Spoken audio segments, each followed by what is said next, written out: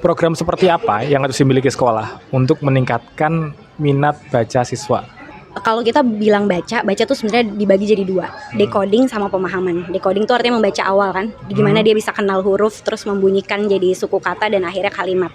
Sama pemahaman, karena belum tentu anak-anak yang bisa baca itu memahami apa yang dia baca. Betul. Jadi harusnya kalau kita mau bikin program, itu bukan program membacanya, tapi program pengajaran membaca buat guru-gurunya.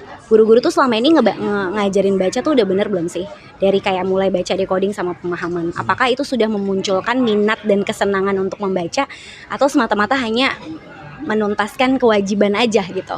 Karena yang terjadi murid-murid aku ketika misalnya minat bacanya itu tumbuh bukan karena baca kesenangan, tapi karena baca kewajiban, dia akan sangat sulit memahami apa yang dia baca.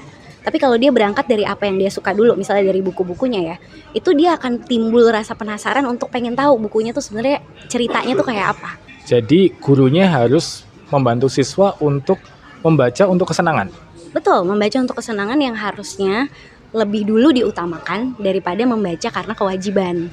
Praktik konkretnya gurunya harus ngapain di kelas? Praktik konkretnya adalah menyediakan buku-buku bacaan yang bukan teks. Jadi buku non-teks kita sebut ya kalau di pendidikan. Jadi ini buku-buku cerita. Dan buku cerita itu buat anak-anak itu ada jenjangnya.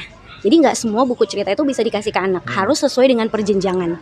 Perjenjangan itu kan ada yang levelnya A gitu ya. Nah, pembaca dini bisa jadi anak kelas 4 itu baru pahamnya itu justru di level yang A. Kadang-kadang kita